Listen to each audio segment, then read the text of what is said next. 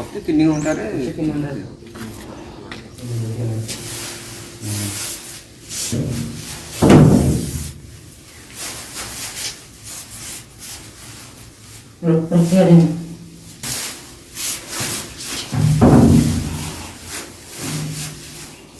ଗୋଠ ଛଡ଼ା ହୋଇ ରହିଛି ଏକ ଛୁଆ ଦନ୍ତା ହାତୀ ଖୋଜୁଛି ତା ନିଜ ମାଆକୁ। ତେବେ ଆମେ ଏଇ ଯେଉଁ ଜାଗାରେ ଅଛୁ ଏ ହେଉଛି ବଡ଼ମ୍ବା ରେଞ୍ଜ ଅଫିସ ଅନ୍ତର୍ଗତ ଗୋପପୁର ବିଟ୍ ହାଉସ୍। ତେବେ ଏଇ ଗୋପପୁର ବିଟ୍ ହାଉସ୍ରେ ଏକ ଛୁଆ ଦନ୍ତା ହାତୀ ରହିଛି ଯାହାର ବୟସ ମାତ୍ର 3 ରୁ 4 ମାସ। ତେବେ ସେ ଦିନକୁ 6 ରୁ 7 ଥର ଲାକ୍ଟୋଜିନ୍ ଏବଂ ସେଲାକ୍ ଖାଉଛି। ତେବେ ମୁଁ ସହଯୋଗୀ କହିବି ପୁରା ଚିତ୍ର ଦେଖେଇବେ। ଏ ହେଉଛି ସେଇ ଛୁଆ ଦନ୍ତା ହାତୀ ଯାହାକି ଗତ କିଛି ଦିନ ପୂର୍ବରୁ 17 ଦିନ ପୂର୍ବେ ଏକ ନାଳରୁ ମୁର୍ମୂଷ ଅବସ୍ଥାରେ ପଡ଼ି ରହିଥିଲା। ତେବେ ବନ କର୍ମଚାରୀମାନେ ଠାରୁ ଖବର ପାଇ ଏଇ ଛୋଟ ଦନ୍ତା ହାତୀକୁ ଉଦ୍ଧାର କରି ଆଣିଥିଲେ ଏବଂ ଏହାକୁ ଏବେ ଚିକିତ୍ସା କରାଯାଉଛି।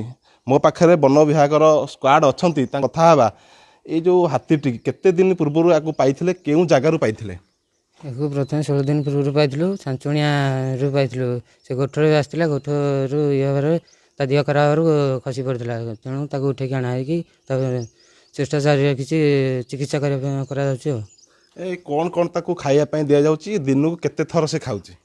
ତାକୁ ପ୍ରତି 3 ଘଣ୍ଟାରେ ଥରେ ଖାଇବା ପାଇଁ ଦିଆହେଉଛି। ସେଲାକ୍, ଲାକ୍ଟୋଜିନ୍, ORS, ମେଡ଼ିସିନ୍ ତାକୁ ଦିଆଯାଉଛି ଖାଇବା ପାଇଁ। ଏବେ ତା ସ୍ୱାସ୍ଥ୍ୟ ଅବସ୍ଥା କେମିତି ଅଛି ଆଉ କେତେ ଦିନ ହେବ ସେ ଏଠି ରହିଲାଣି? ତା ସ୍ୱାସ୍ଥ୍ୟ ଅବସ୍ଥା ବହୁତ ଭଲ ଅଛି। ସେ 16 ଦିନ ହେବ ଏଠି ରହିଲାଣି। ଏ ଯେଉଁ କଥା ରହିଛି ଏ କେଉଁ ଜାଗାରେ ରହୁଛି, ଏଇ ଯେଉଁ ଜାଗାର ନାଁ କ'ଣ ରହିଛି, ଆଉ ସେ ରାତି ହେଲେ କେଉଁ ଜାଗାରେ ରହୁଛି? ଏ ଜାଗାର ନାଁ ହେଉଛି ଘାସି। ଏ ଜାଗାରେ ସେ ଘର ଭିତରେ ତାକୁ ପୁରା ପାଳ ନଡ଼ା ସବୁ ପକାଯାଇ ତାରି ଉପରେ ସେ ରହୁଛି ରାତିରେ।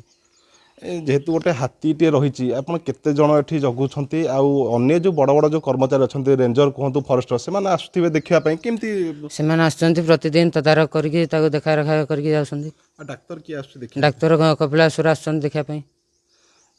ନିଶ୍ଚିତ ଭାବେ ଆପଣ ବନ ସ୍କ୍ୱାଡଙ୍କଠୁ ଶୁଣିଥିଲେ ଯେ ଏଠାକୁ ସବୁଦିନ ରେଞ୍ଜର ଏବଂ ଫରେଷ୍ଟର ଆସୁଛନ୍ତି। ଯେହେତୁ ଏ ହାତୀଟିର ବୟସ ମାତ୍ର 3 ମାସ ହେବ ଏବଂ ଏ ହାତୀଟିର ସମ୍ପୂର୍ଣ୍ଣ ଭାବେ ତଦାରଖ କରାଯାଉଛି, ତାର କିଭଳି ସ୍ୱାସ୍ଥ୍ୟ ଅବସ୍ଥା ନ ବିଗିଡ଼ିବ ସେଥିଲାଗି କପିଳାସରୁ ମଧ୍ୟ ଏକ ମେଡ଼ିକାଲ ଟିମ୍ ଆସୁଛି। ତାର ଚିକିତ୍ସାର ସ୍ୱାସ୍ଥ୍ୟ ଅବସ୍ଥାରେ କିଭଳି ଆଗକୁ ସୁଧାର ଆସିବ ମୁଁ ମୋ ସହଯୋଗୀ କବି ଦେଖେଇବେ। ଯେହେତୁ ତା ପିଠିରେ କିଛି ଜାଗାରେ ମଧ୍ୟ କିଛି କ୍ଷତ ସ୍ଥାନ ରହିଛି, ତାକୁ ଟ୍ରିଟମେଣ୍ଟ କରାଯାଉଛି, ତାକୁ ମେଡ଼ିସିନ ଦିଆଯାଉଛି ଏବଂ ହାତୀଟି ସମ୍ପୂର୍ଣ୍ଣ ଭାବରେ ଏବେ ସୁସ୍ଥ ଅଛି ଏବଂ ସମସ୍ତ ପ୍ରକାର ଲାକ୍ଟୋଜିନ୍ ଏବଂ ମେଡ଼ିସିନ ସବୁ ଠିକ୍ ଭାବେ ଖାଉଛି ଏବଂ ବନ ସ୍କ୍ୱାଡ୍ ମାନେ 2 ଜଣ ବନ ସ୍କ୍ୱାଡ୍ ସମ୍ପୂର୍ଣ୍ଣ ଭାବେ ଜଗି ରହିଛନ୍ତି। ହାତୀଟିର ସ୍ୱାସ୍ଥ୍ୟ ଅବସ୍ଥା ଏବେ ପୁରା ସ୍ଥିର ରହିଛି।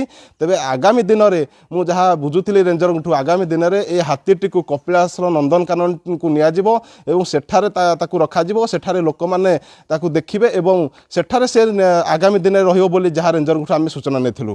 ବଡ଼ମ୍ବା ଗୋପପୁର ବିଟ୍ରୁ ସର୍ବେଶ୍ୱର ସ୍ୱାଇଁ, OTV।